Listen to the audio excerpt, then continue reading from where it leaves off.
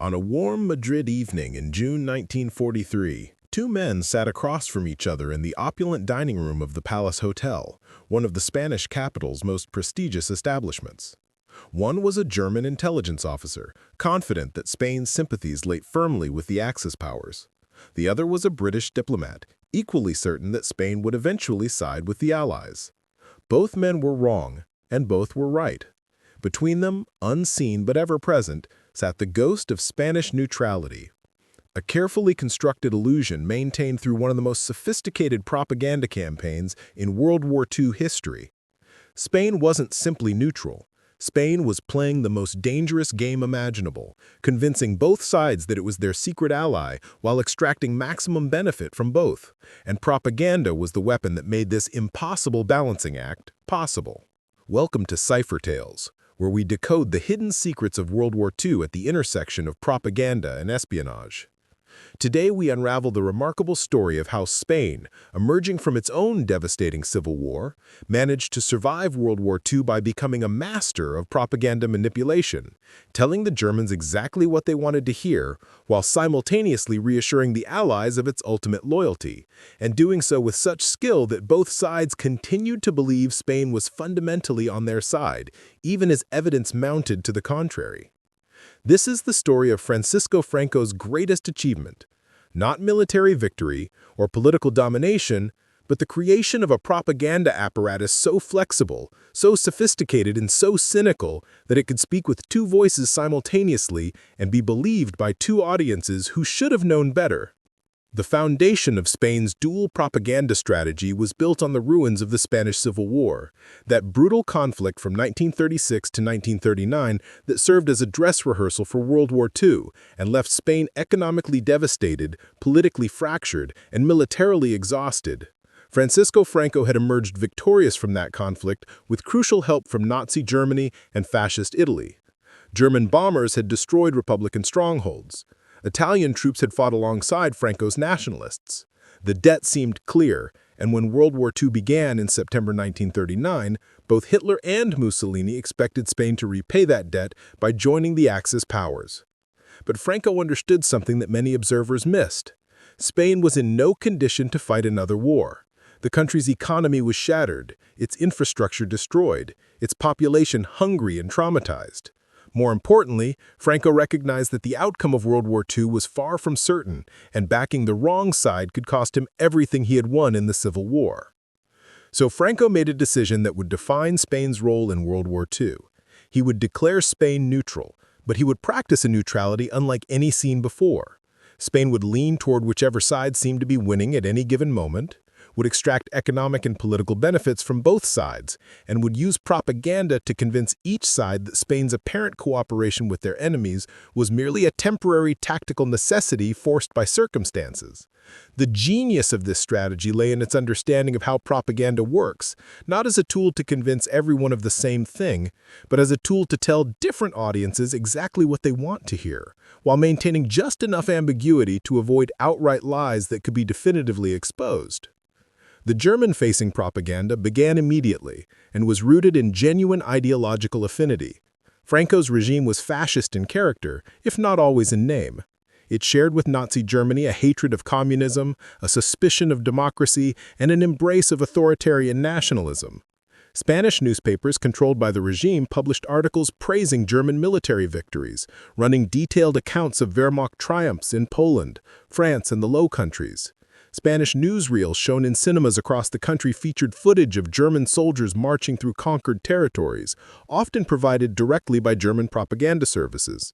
Spanish radio broadcasts included commentary celebrating the new order that Germany was establishing in Europe. For Germans reading Spanish press reports or receiving intelligence summaries about Spanish media, the message seemed clear. Spain was ideologically aligned with the Axis powers and was only prevented from joining the war by temporary economic weakness. But this pro-German propaganda came with carefully calibrated limitations. Spanish media praised German victories, but rarely called for Spain to join the war. Articles would express admiration for German military prowess, while simultaneously emphasizing Spain's need to recover from its civil war. The propaganda celebrated fascist ideology, while stressing Spanish nationalism and the unique character of Franco's regime, subtly distinguishing it from German Nazism. This distinction was crucial because it gave Franco the flexibility to distance himself from Germany when necessary, while maintaining the appearance of ideological friendship. The Spanish regime was telling Germany what it wanted to hear, that Spain was a friend and potential ally, but it was also laying the groundwork for excuses about why Spain couldn't immediately join the war.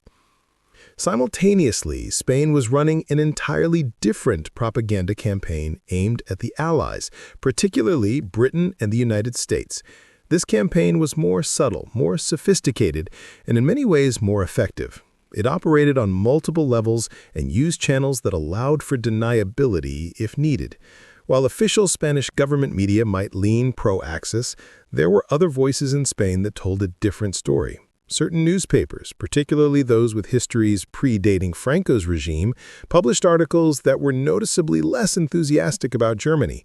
They emphasized Spanish neutrality, discussed the suffering of European populations under occupation, and occasionally even criticized German policies, though usually in carefully worded terms that avoided direct confrontation with Franco's government. These apparently independent voices were not actually independent at all. They were part of Spain's controlled propaganda ecosystem, allowed to exist and even encouraged by elements within Franco's government precisely because they served a purpose. When British or American diplomats reported back to London or Washington about Spanish public opinion, they could point to these newspapers and broadcasts as evidence that Spain wasn't entirely pro-Axis, that there were elements within Spanish society and even within the regime that favored the Allies, or at least genuine neutrality. Franco's government could, when pressed by Germany about these publications, claim that it couldn't completely control all media without seeming weak, while when dealing with the Allies, it could point to these same publications as evidence of its balanced approach and hidden sympathies. The personal propaganda of Franco himself was a masterpiece of calculated ambiguity. In meetings with German officials, Franco would express his personal admiration for Hitler, his gratitude for German support during the Civil War, and his ideological alignment with the Axis cause. He would discuss Spain's eventual entry into the war as a matter of when, not if, always citing specific conditions that needed to be met first. Spain needed food supplies, military equipment, territorial concessions in North Africa. These demands were deliberately set high enough that Germany, already stretched by its war effort, couldn't easily meet them, giving Franco perpetual excuses for delay. But the tone of these conversations was always positive, always suggesting that Spain was fundamentally committed to the Axis and was only waiting for the right moment. In contrast, when Franco dealt with British and American representatives, his message was entirely different. He emphasized Spain's neutrality, its desire for peace, and its concern about the suffering that war brought to civilian populations. He would point to Spain's own recent trauma from the Civil War as justification for avoiding another conflict. He would express understanding for the Allied cause, suggest that Spain's neutrality actually served Allied interests by preventing the war from spreading to the Iberian Peninsula, and hint that if Germany ever truly threatened Spanish interests, Spain would resist. These conversations were conducted with the same apparent sincerity as his talks with the Germans, and both sides came away believing they understood Franco's true position. The propaganda apparatus that enabled this dual messaging was remarkably sophisticated for its time. At its center was the Delegación Nacional de Propaganda, the National Propaganda Delegation, a government agency that controlled all official media and information. But the real genius of the system was its use of what we might today call plausible deniability and audience segmentation. Different messages were crafted for different audiences: domestic Spanish, German, British, American, Latin American, and neutral countries. Each audience received information tailored to their interests and existing beliefs, making the propaganda more believable and effective. For the domestic Spanish audience, the propaganda focused on national unity, recovery from the Civil War, and the wisdom of Franco's leadership in keeping Spain out of another devastating conflict. Spanish citizens were told that their country was respected by all sides precisely because of its neutrality, that Spain was regaining its historical greatness without the cost of war, and that Franco's diplomatic skill was protecting Spanish interests. This messaging served multiple purposes. It justified neutrality to a population that might otherwise question why Spain wasn't supporting its former German allies.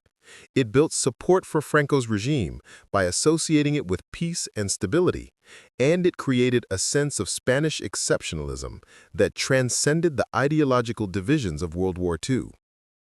The intelligence services played crucial roles in Spain's propaganda strategy. Spanish intelligence maintained contacts with both German and Allied intelligence agencies, and these contacts were used not just for traditional espionage, but for propaganda purposes. Spanish intelligence officers would feed information to their German contacts that suggested Spain was conducting intelligence operations against the Allies, while simultaneously providing their Allied contacts with information suggesting that Spain was monitoring German activities. Both sets of information were real enough to be verifiable, creating trust, but were carefully selected to support the narrative that Spain was secretly more aligned with whichever side was receiving the information. The use of third parties was another sophisticated element of Spanish propaganda. Spain maintained close relationships with Latin American countries, many of which had significant Spanish populations and cultural ties.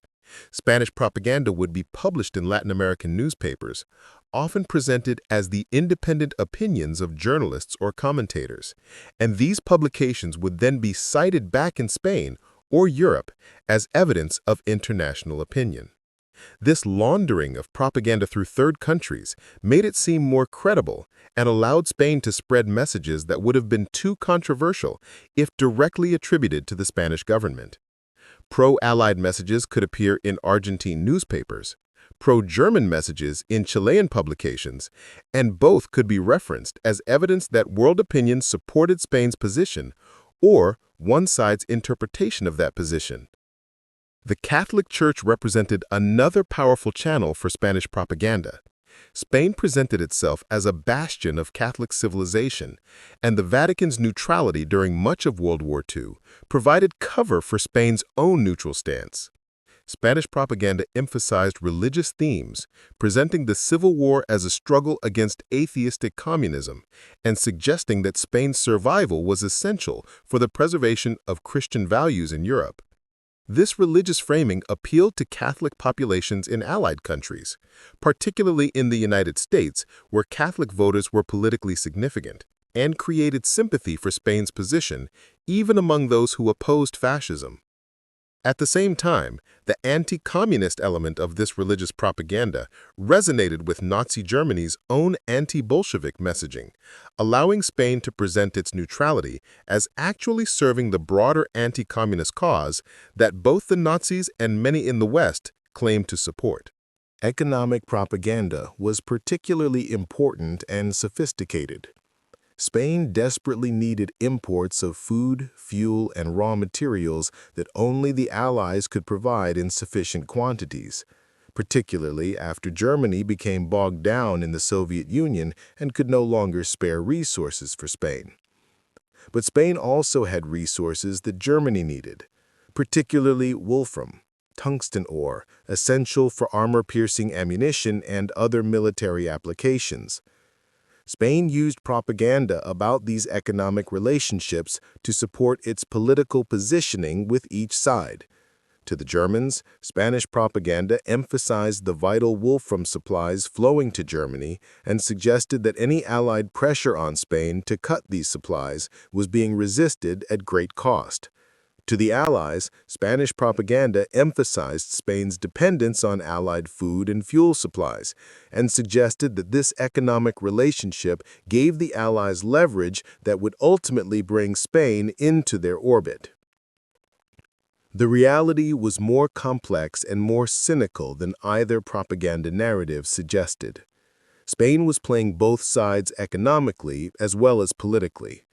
Wolfram did flow to Germany, keeping that relationship alive and giving Germany a reason not to invade Spain.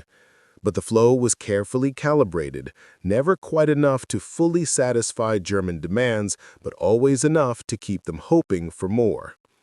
Meanwhile, Spain negotiated with the Allies for food and fuel, and eventually reached agreements that limited wolfram exports to Germany in exchange for Allied supplies. Spanish propaganda presented these agreements differently to each side. To Germany, as unfortunate concessions forced by Spain's desperate economic situation. To the Allies, as evidence of Spain's growing alignment with their cause.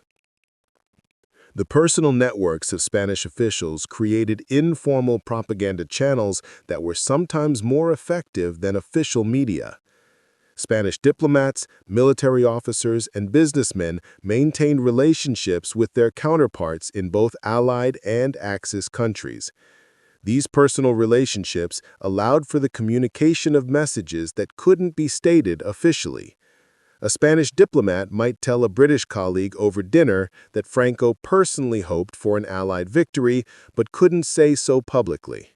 A Spanish general might confide to a German counterpart that the Spanish military was eager to join the war against communism but was being held back by political considerations. These personal communications, precisely because they seemed informal and confidential, were often believed more readily than official statements, and they allowed Spain to spread contradictory messages while maintaining deniability. The German invasion of the Soviet Union in June 1941 created both opportunities and challenges for Spanish propaganda. The anti-communist crusade that Germany now claimed to be leading aligned perfectly with Franco's own ideological foundations and with Spanish propaganda that had consistently emphasized anti-communism. Spain responded by allowing the formation of the Blue Division, a volunteer unit of Spanish soldiers who would fight alongside German forces on the Eastern Front. This was a propaganda masterstroke that served multiple purposes simultaneously. To Germany, it demonstrated Spanish commitment to the anti-communist cause and suggested that full Spanish entry into the war might be imminent. To the Spanish domestic audience, it channeled pro-German enthusiasm into a limited commitment that didn't require full belligerency. And to the Allies, it could be presented as a valve that released domestic pressure for war while keeping Spain officially neutral, with Spanish propaganda emphasizing that these were volunteers, not regular army units, and that their service didn't constitute a declaration of war. The propaganda around the Blue Division was carefully managed by the Spanish government. In Spain, the volunteers were celebrated as heroes fighting for Christian civilization against communist barbarism. Their departures were marked with ceremonies covered extensively by Spanish media. Their battles and casualties were reported with a mixture of pride and solemnity. But Spanish propaganda also emphasized that this was a limited commitment, that Spain remained neutral in the broader World War II conflict, and that the Blue Division was specifically fighting against communism, not participating in Germany's conquest of Europe. This distinction, however artificial it might seem in retrospect, was important for maintaining Spain's narrative that it was neutral in World War II, even while Spanish soldiers were actively fighting for Germany. As the war's momentum shifted after Stalingrad in late 1942 and 1943, Spanish propaganda began a subtle but significant evolution. The celebrations of German victories became less frequent for the simple reason that there were fewer German victories to celebrate. Coverage of the war became more balanced, with Spanish media beginning to report on Allied advances as well as Axis claims. The tone shifted from confident prediction of Axis victory to more neutral reporting that emphasized the terrible cost of war and the suffering of all populations involved.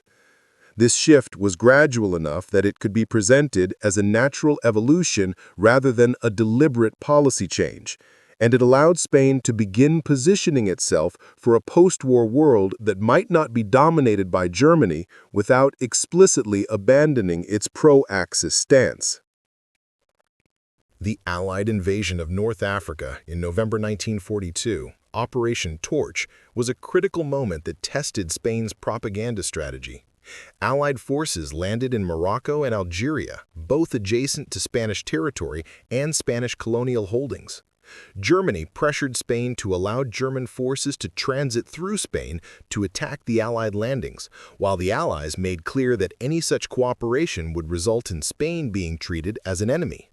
Franco's response was to maintain neutrality, refusing German requests, while reassuring Germany that this refusal was based purely on practical military considerations, not political alignment. Spanish propaganda emphasized Spain's sovereign right to defend its neutrality and territorial integrity, a message that resonated with both sides for different reasons.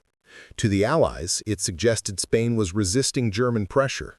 To Germany, it could be framed as Spain protecting its interests in a way that Germany itself would understand and respect.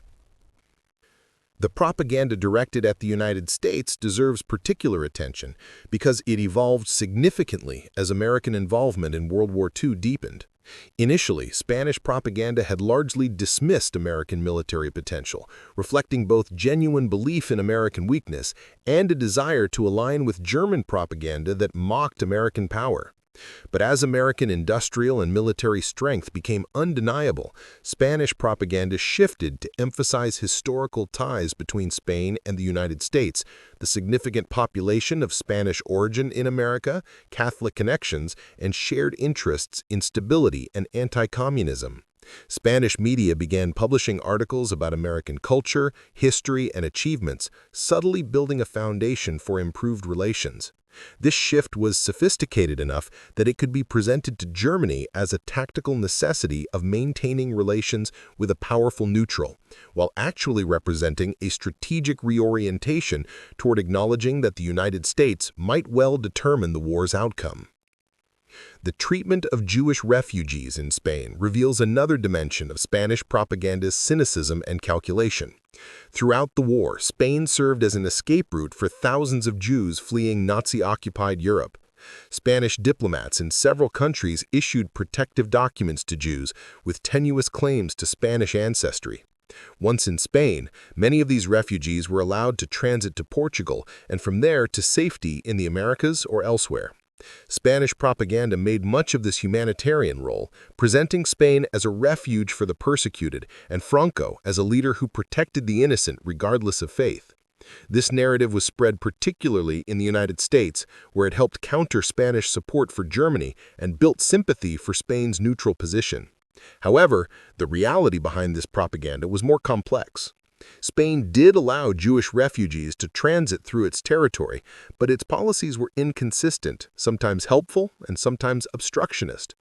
Many refugees were detained in harsh conditions or pushed back toward France.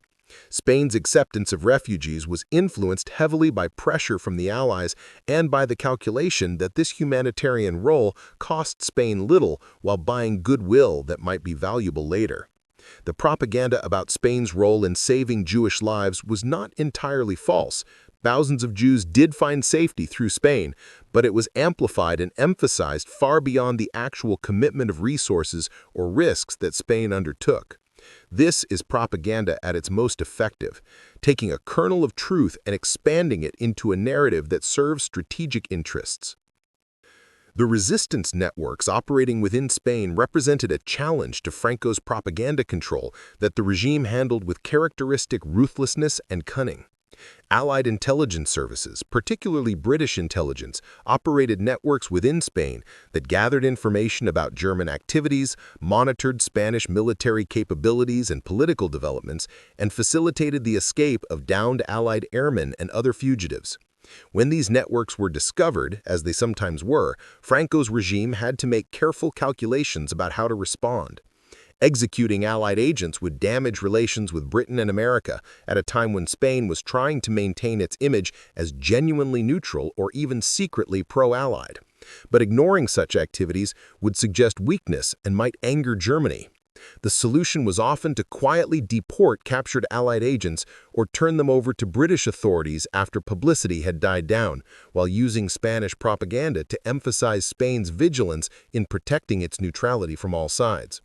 German agents caught operating in Spain were sometimes treated similarly, though often with more severity given Germany's inability to effectively retaliate at this stage of the war. Spanish Morocco represented a particular propaganda challenge and opportunity.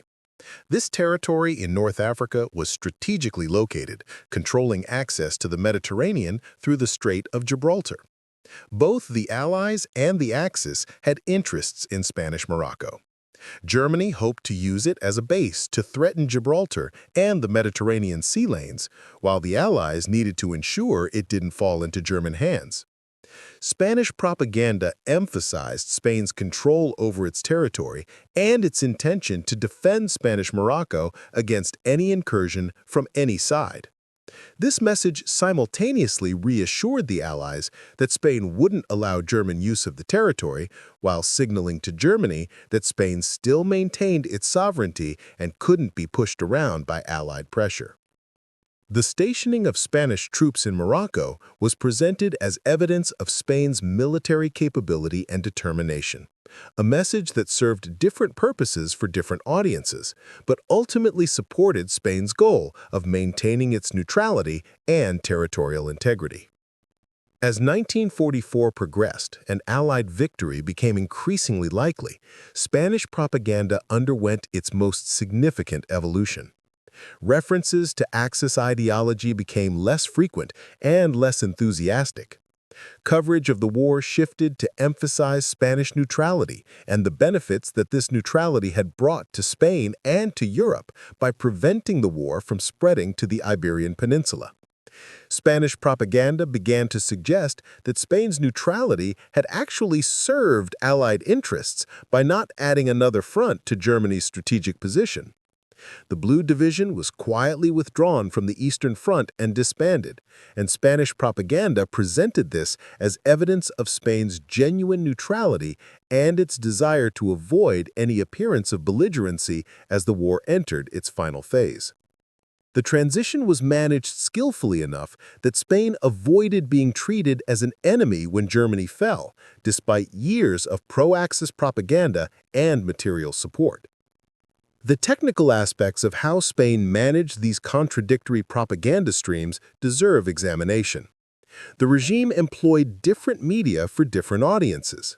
Radio broadcasts could be directed to specific regions or languages, allowing Spanish radio to broadcast pro-German content in German while pro-Allied content in English, with each audience largely unaware of what the other was hearing. Print media was segmented by distribution, with certain newspapers circulating primarily domestically, while others were aimed at international audiences. The timing of propaganda releases was carefully managed, with announcements timed to coincide with events that would make them seem natural and reactive rather than calculated. Press conferences and official statements were crafted with language ambiguous enough that different audiences could interpret them according to their preconceptions. The post-war assessment of Spanish propaganda by historians and contemporary observers has been mixed. On one hand, Spain's success in maintaining neutrality throughout World War II, extracting benefits from both sides and emerging from the conflict intact, is undeniable evidence that the propaganda strategy worked. Franco remained in power, Spain avoided the devastation that war would have brought, and the country was eventually reintegrated into the Western Alliance during the Cold War, despite its earlier pro-Axis leanings.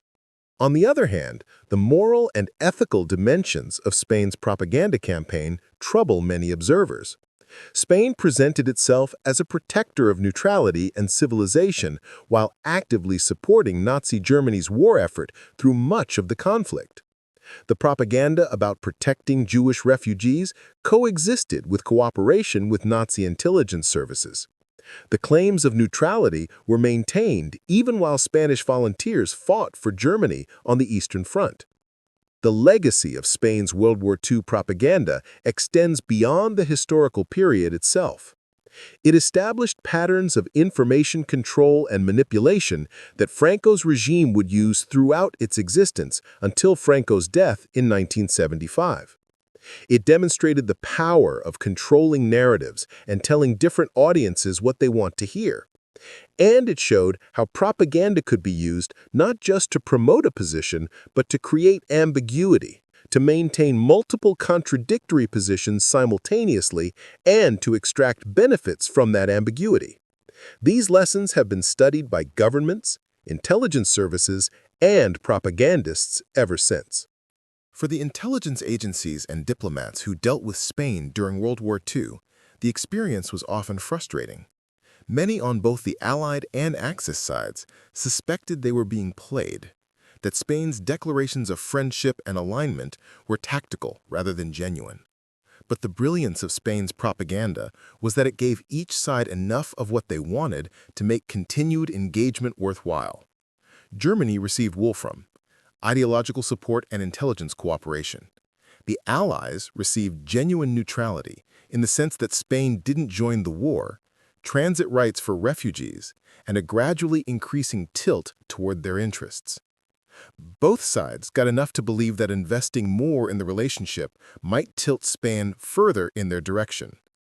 This is the untold story of how neutral Spain used propaganda to survive World War II by playing both sides with such skill that each believed Spain was secretly their ally.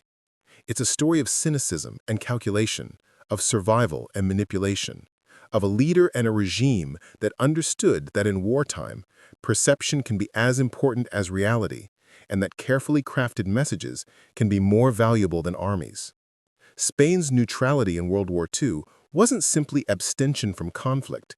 It was an active strategy of propaganda and diplomacy that required constant attention, sophisticated understanding of different audiences, and the willingness to tell each side exactly what it wanted to hear, regardless of what was being told to the other side. That Franco's Spain succeeded in this extraordinarily difficult balancing act, emerging from World War II intact and with its regime secure, stands as testament to the power of propaganda when wielded with intelligence, ruthlessness, and unwavering focus on survival above all other considerations. Thank you for watching this cipher tale about how neutral Spain played both sides with propaganda during World War II. If you found this story of diplomatic deception and propaganda manipulation fascinating, subscribe to Cipher Tales for more decoded secrets from the intersection of propaganda and espionage. Hit that like button if you want to see more stories about the hidden strategies and secret communications that shaped the war. And comment below, what other stories of neutral countries in World War II would you like us to decode? Should we explore Switzerland's secret banking and intelligence operations, Portugal's role as a spy capital, or Sweden's complicated relationship with both Nazi Germany and the Allies? Your suggestions guide our content. Join our community of history enthusiasts who know that the most important stories are often hidden behind official narratives and propaganda. Until our next decoding, remember that in war, truth is often the first casualty, and propaganda can be the most effective weapon of all. This is Cipher Tales, where we reveal what history tried to hide.